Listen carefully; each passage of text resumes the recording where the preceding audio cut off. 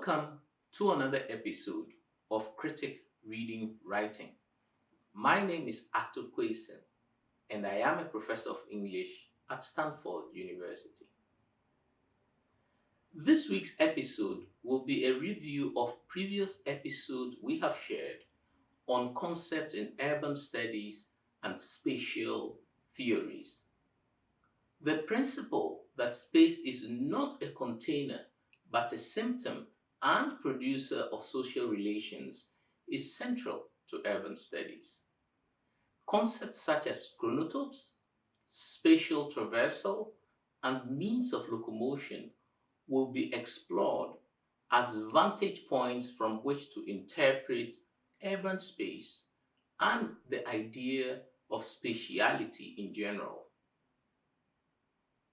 Also important as an analytical focus is that urban studies is fundamentally interdisciplinary, thus also raising questions about how we define the term and the methods by which we understand spatial analysis.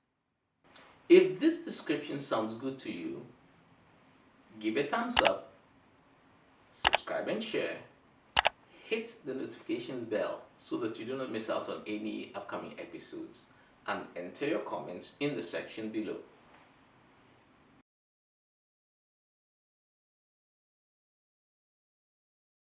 Interdisciplinarity has gained prominence as a buzzword in intellectual circles at least since the 1990s. Entire institutional programs are set up with the explicit purpose of pursuing interdisciplinary studies, and yet the conceptual character and methodological implications of interdisciplinarity are not always easy to determine. In its wide usage, the term interdisciplinary proliferates a number of confusions which turn on the issue of what exactly such work in the humanities and the social sciences, and indeed in the sciences, really entails. We might draw on Julie Thompson Klein's landmark book, Interdisciplinarity, History, Theory, and Practice, to get a working sense of the different forms of interdisciplinarity we find in universities and research institutes. Interdisciplinarity designates a whole range of activities. The first sense of interdisciplinarity is what is set up to engage in collaborative problem solving. For example, when a healthcare team of university researchers, clinicians, corporate officials, agency staff, and citizens come together to tackle a particular public health issue, such as COVID, for example. Schools of public health and institutes that focus on international security offer examples of such interdisciplinary collaborative problem solving. Such units lean toward both intervention and policy orientations, and while neither seems to have any particular interest in the interpretative humanities, the point is that they are both interdisciplinary also in the sense of generating predictive interpretative models of the problems they are trying to solve. We shall return to the idea of predictive modeling later in our discussion. The second sense of interdisciplinarity has to do with efforts at bridge building between disciplines that nevertheless remain firmly discrete in their methodologies. When C.P. Snow raised the question of the regrettable separation between the humanities and the hard sciences in his Reed lecture of 1959. His contention was that the British education system had overly rewarded the humanities over the sciences, especially in the study of Latin and Greek, and that people at the time seemed to be educated exclusively either in the humanities or the sciences, but never in both. This view was in its turn questioned by the literary critic F.R. Leavis, and the two cultures debate that they generated between them spawned a whole series of attempts at bringing the two areas of inquiry together. In our own day, the educational systems in several countries attempt to resolve the crisis of the two cultures by requiring that students take courses in a range of courses in the humanities, the social sciences, and the hard sciences as prerequisites for graduation in all fields of interest. Diverse competencies such as quantitative reasoning, which is not the same as mathematics, and interpretative reasoning, which is not the same as literary criticism, are actively encouraged for students to graduate. The different degree structures of universities in the UK and the US pursue depth and breadth quite differently. In schools such as Cambridge and Oxford, you are admitted to study a single subject, such as, say, English or history or the natural sciences, and are then given a deep immersion for 3 years in that disciplinary subject area. Even though it is not entirely guaranteed, it is not unknown for that deep immersion in a single subject to generate a transformative interest in completely different disciplinary areas. As in when an archaeology student begins to take an interest in the history of fashion from studying the ruins of different cultures and epochs. Or a musicology student begins to develop keen perception of the city as the producer of different soundscapes. The third definition of interdisciplinarity turns on the melding together of overlapping areas of separate disciplines for the creation of entirely new fields of inquiry. Fields such as psycholinguistics, criminology, Egyptology, urban studies, the history of science, and the medical humanities all fall under the rubric of interdisciplinarity. Scholars working in these fields are typically conversant with the methods of at least two different disciplines and attempt to move readily to integrate insights from more than one discipline in their work. This does not mean that there are no problems with the integration of insights. In the field of medical humanities, for example, there is a vast difference in how literary scholars might read, say, Sophocles' Philoctetes from how physicians might consider the same play. A fourth type of interdisciplinarity comes from the development of synthetic meta-theories that are applied across disciplines and that then come to give them a family resemblance of concepts and interpretative methods.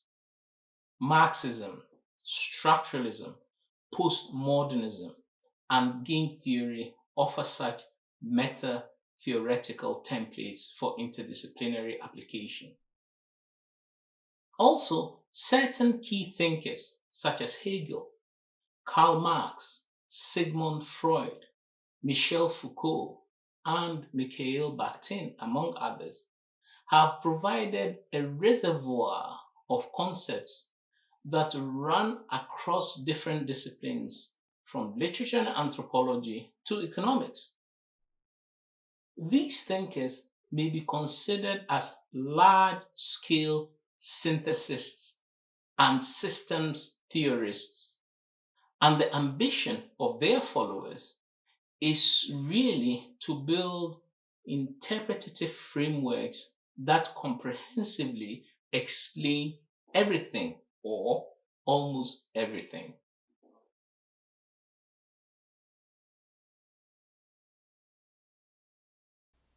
It is standard practice in the interdisciplinary field of urban studies to take major cities of the global north as exemplars of various urban spatial theories and concepts. Thus, Paris, New York, London, Los Angeles, and various other global north cities are taken as the privileged sites for valid theorizing. And yet, as Jennifer Robinson has adroitly argued in her piece Cities in a World of Cities, the comparative gesture, not only do Europe and North America not have a monopoly of what a city looks like, it is also possible to generate concepts for understanding cities from different standpoints all over the world. What Jean and John Komarov suggest in their theory from the South, or how Euro-America is evolving toward Africa as the anticipation of trends from the global South to the global North, applies not only to population movements or the reconfiguration of ideas of democracy and of neighborliness, but also extends even to notions of boredom and the burdens of free time. The greater challenge, in my view, however, is how to systematically and methodologically translate concepts from the global south to the global north and vice versa for illuminating urban realities rather than adopting any one-way street of conceptual transfers. And as we shall see, the very idea of public transport, for example, can be rethought as providing a key modality for understanding urban social relations if we think of it comparatively across different urban locations, rather than as significant only for understanding the individual city in which the public transport is to be found. Let us now turn to public transport as incubators of social relations.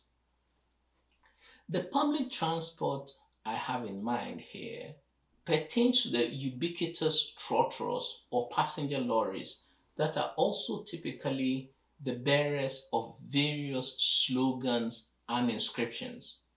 But if the trotro is not merely a means of locomotion, but is also a crucible of social relations and the active socialization of riders, how does this insight help us to look anew at modes of public transport elsewhere? The question can be answered in part by comparing the social experience of riding in a trotro with that of riding on the subway in different parts of the world, such as in New York, London, Toronto, Singapore, Paris, and other places. The social experience of riding on a subway in any of these places is partly determined by the infrastructure of the subway car. Thus, the narrower the subway car, the more predetermined the modes of interaction on them. During busy times of day, people tend to try and enclose themselves in a bubble. This is partly achieved through reading the newspaper, but with the availability of Wi-Fi underground in many parts of the global north, also by staring at the cell phone or other electronic device.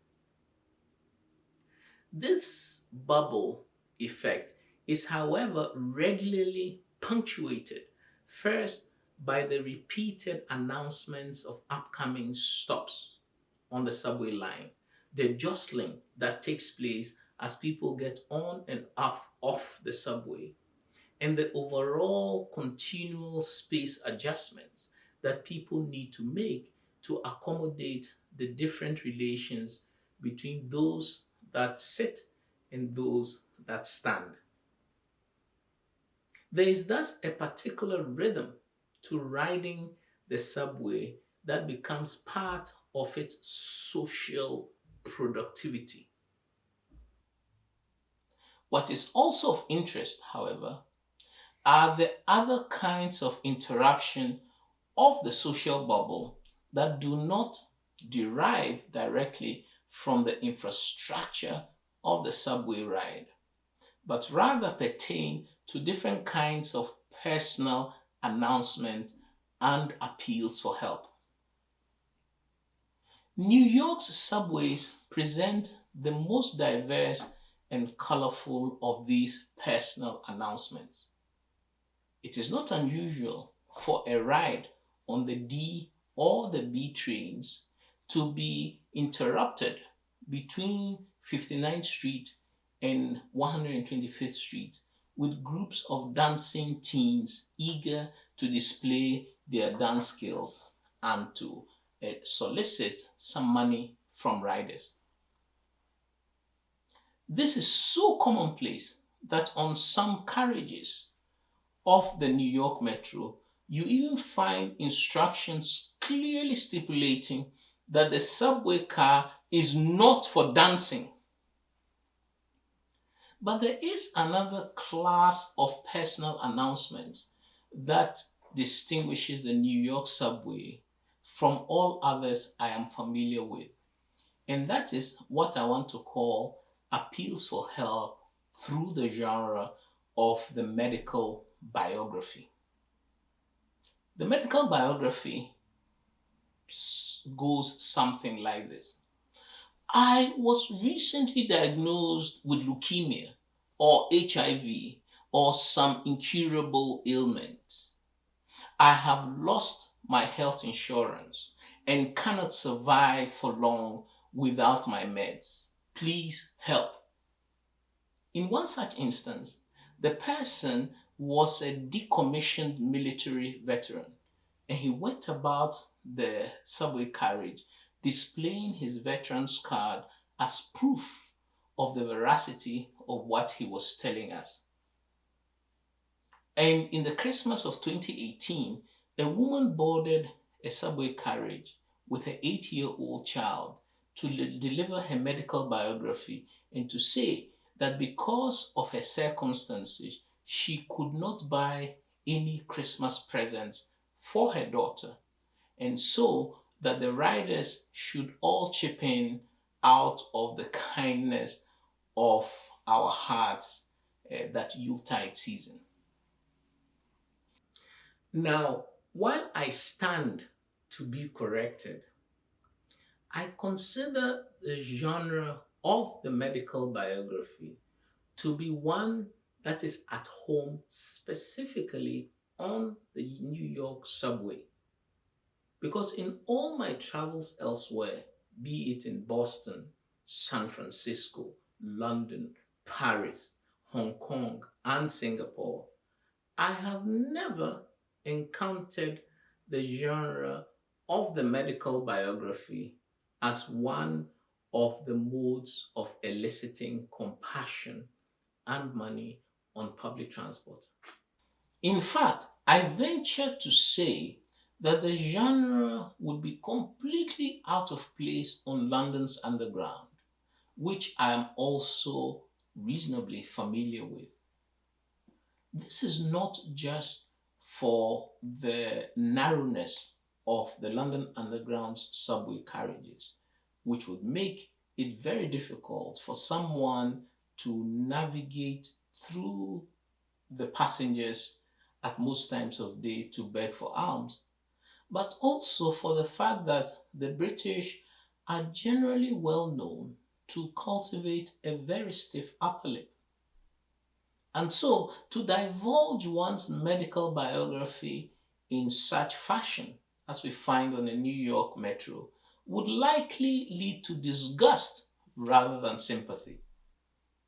This then tells us that as a mode of public transport, the subway is as much a crucible of social relations as were the trotros of my youth in Accra.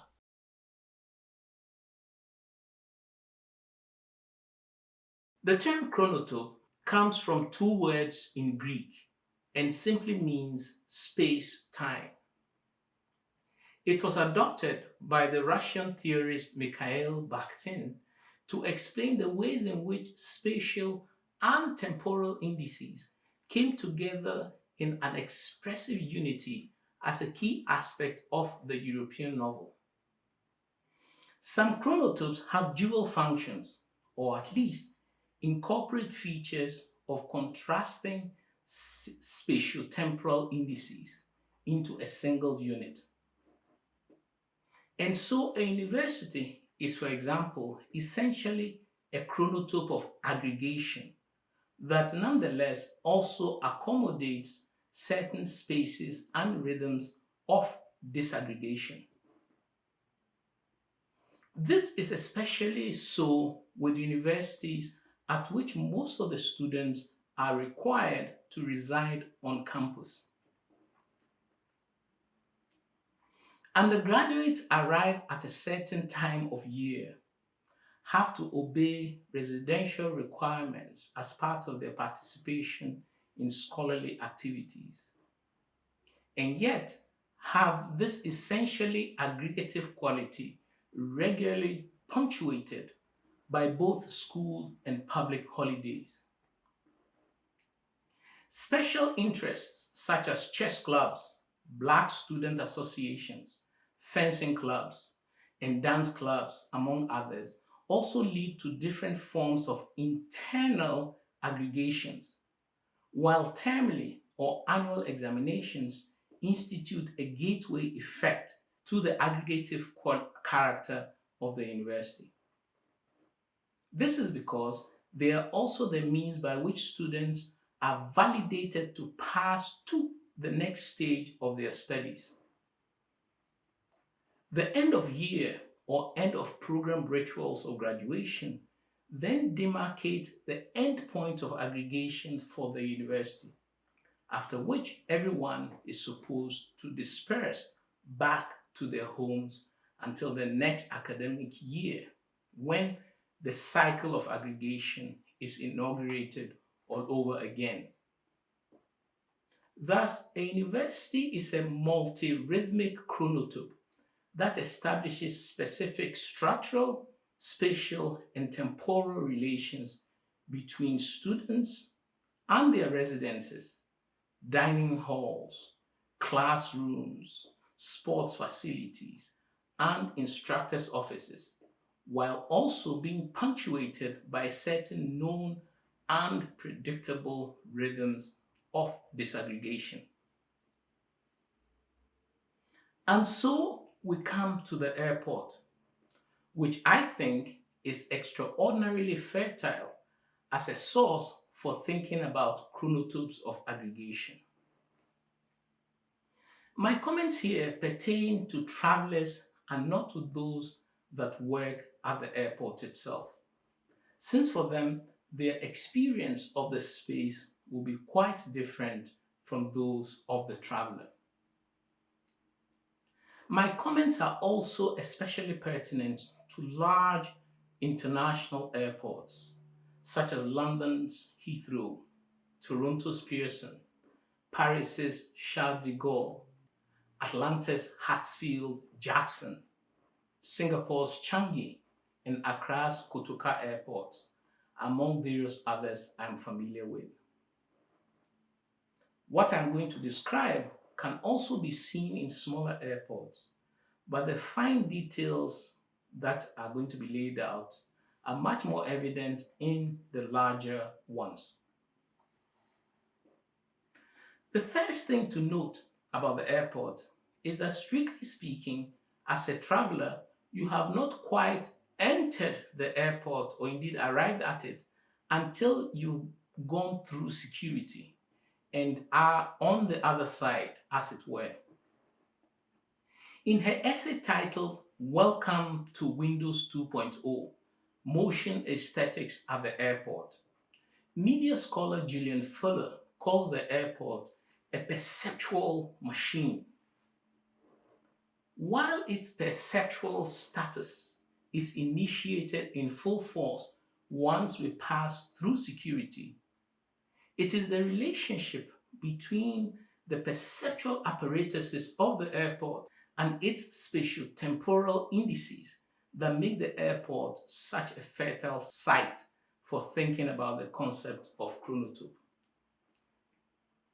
Once you cross airport security, you are governed by a completely different set of rules from those that operated on the outside. Not only have you surrendered your freedom to behave as you wish, you have also submitted yourself to certain strict regulations of space and time. One of the more ubiquitous and readily noticeable aspects of airports is the many wayfaring signs pointing you to gates, to stairs and elevators, and to eating places, bathrooms, and other facilities that abound and keep being repeated throughout the airport. The reason for the proliferation of wayfaring signs is to make it impossible, or at least very hard, for you to get lost at the airport. This, of course, does happen from time to time, but the point is that you can be set on the correct path very quickly and with a minimum of fuss.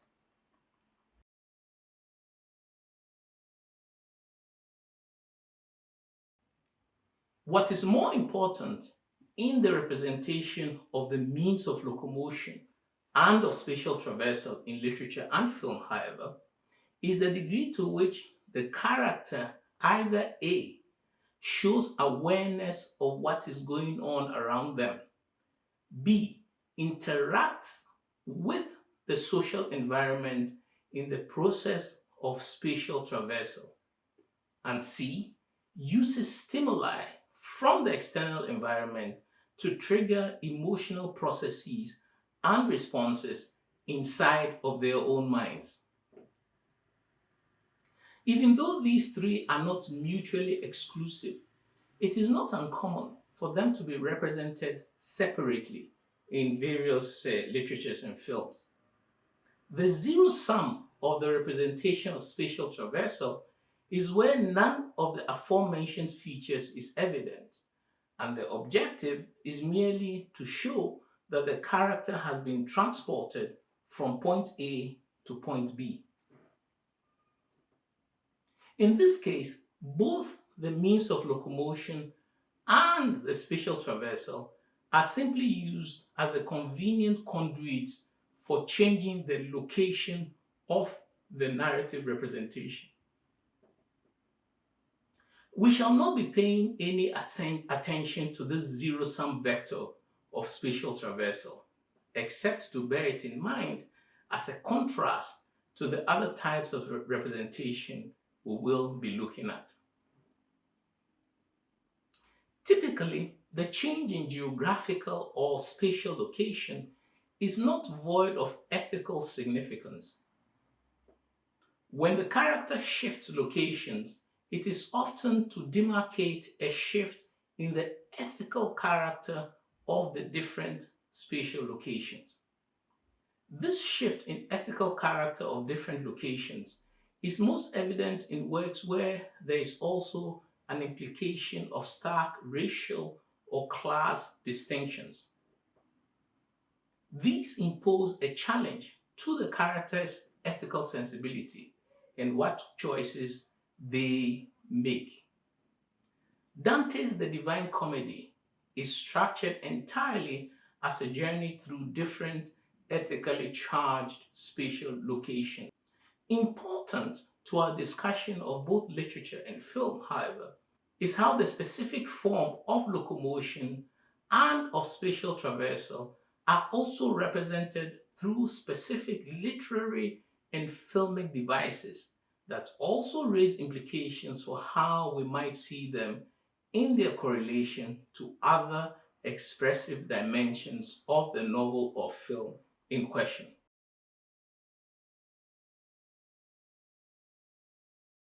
In terms of portals and anamorphism, Inception is quite different from both Doctor Strange and The Matrix. The film is about industrial espionage, but turns on the motif of planting ideas inside someone's subconscious by way of their dreams. Hence the concept of inception that we find illustrated in the movie. However, there are several levels of complication to this basic idea.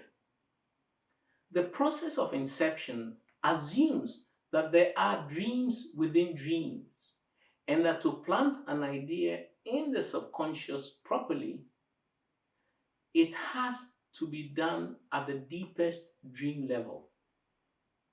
This is then what the bulk of the movie is devoted to illustrating. The other thing about the inception is that it's conducted around team dreaming, where several people are brought together into one person's dream and are assigned different roles within that dream. To complicate matters even further, the dream guests may also populate the dream host's dream with projections from their own memories.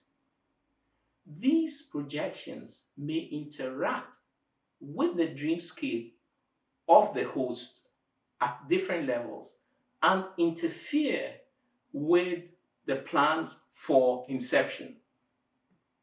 The host may also have internal defense mechanisms that manifest themselves as militarized personnel who shoot down or otherwise block the intruding inception team. What is most pertinent to our discussion, however, is that apart from the initial motif of linking all dream participants together through a special dream contraption carried in a suitcase, the switch between different levels of the dream is accomplished without explicit references to portals or gateways. In the critical part of the movie, when the inception team is inside of Mr. Fletcher's dream to plant the business idea in his mind, they also create different hosts to dream three other dreams inside of Fletcher's own dream, and in which all the team members and Mr. Fletcher also appear to interact with him within different landscapes. Crucially, the switch between dream levels is not cued by way of a passage or portal. Sometimes the team members refer to what is happening on the other levels of the dreams, but the switches are done without a direct reference to either the entry or exit through portals. This essential obliteration of portals is designed to install the idea for us viewers of the undecidability between what is real and what is a dream, thus also obscuring the difference between appearance and reality. The other important difference between Inception and the other two movies we have been discussing is that anamorphism appears mainly in terms of the slowing down of time within some of the dreams, while at the other levels, the timescape seems to be proceeding completely normally. From time to time, there's also the geometrical folding of space, quite similar to what we saw in Doctor Strange. But never are these wrinklings of space meant to act as the sign of imminent portals. Thank you very much. Critic.Reading.Writing will be taking a break for the month of May, so we will return in June with episodes on magical realism, which I really hope you'll be looking forward to. For this episode, please remember to check the suggested readings in the episode description. And if you like the episode, give a thumbs up, subscribe and share, hit the notification bell so that you do not miss out on any upcoming episodes, and enter your comments in the section below. See you next month.